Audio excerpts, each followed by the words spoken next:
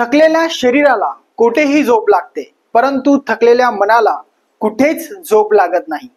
त्यामुळेच शरीर थकले तरी चालेल, परंतु मनाला कधीही थकू देऊ नका। मित्रांनो नमस्कार, मी ॲडव्होकेट गोकुळ कदम, कायदा सल्लागार, पुणे येथून आपले स्वागत करतो। मित्रांनो, ज्यावेळेस एखादी बिल्डर एखादी प्रकल्प हा बांधत असतो आणि त्या प्रकल्पातील जाहिरात किंवा त्या प्रकल्पातील फ्लॅट त्याला जर विक्री करायचे असतील, तर अशा प्रकल्पाला त्याने विक्री करण्याच्या आधी किंवा तसा मार्केटिंग करण्याच्या आधी रेरा नोंदणी त्या प्रकल्पाची होणं आवश्यक आहे। कारण व्यावसायिक असू द्या किंवा निवासी प्रॉपर्टी असू द्या, ज्यावेळेस एखादी ग्राहक ती प्रॉपर्टी विकत घेत असतो, तर येथे रेरा कायदा त्या ग्राहकांचे संरक्षण करत असतो। म्हणजेच येथे जे कोणी बिल्डर असतील त्यांनी तसा प्रकल्प रेरामध्ये नोंदणी केलेला असेल, तर त्या बिल्डरवर रेराने जे काही नियम दिलेले आहेत ते बंधनकारक असतात आणि त्या बिल्डरला त्याचे पालन करावेच लागते। प्रश्न असाही पडतो की जर एखादी प्रकल्प रेरामध्ये नोंदणी नसेल, तर त्या प्रकल्पामधील प्रॉपर्टी खरेदी करावी का?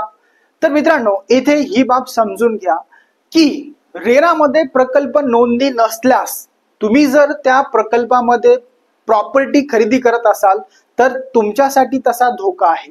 कारण येथे अनेक बाबींची पूर्तता त्या बिल्डरकडनं होत नाही, तुमची फसवणूक केली जाते, तुम्हाला वेळेत प्रॉपर्टीचं पोझिशन दिलं जात नाही, ज्या काही अटी शर्ती ॲग्रीमेंट मध्ये आहेत त्याची पूर्तता बिल्डरद्वारे केली जात नाही, अशा अनेक बाबी आहेत। त्यामुळे जर तुम्ही तुमच्या कष्टाचे पैसे प्रॉपर्टीमध्ये गुंतवणूक करत असाल, तर रेरामध्ये जे प्रकल्प नोंदणीकृत आहे त्यामध्येच ती मिळकत विकत घेणं योग्य ठरतं। आता प्रश्न असाही पडतो की कोणता प्रोजेक्ट आहे जो रेरामध्ये नोंदणीकृत नसतो?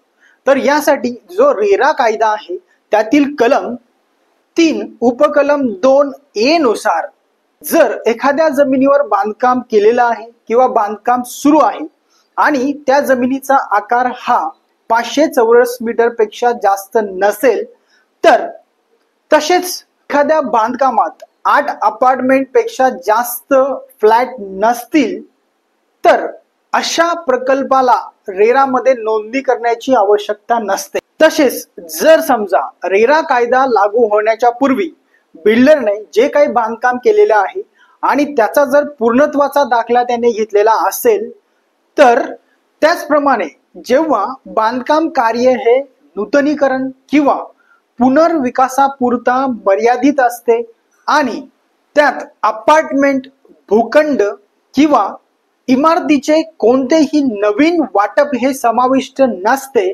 तसेच कोणताही रिअल इस्टेट प्रकल्प नियोजन क्षेत्राच्या हद्दीत येत नाही, अशा सर्वांना रेरामध्ये नोंदणी करण्याची आवश्यकता नाही किंवा ते रेराच्या नियमामध्ये बसत नाहीत।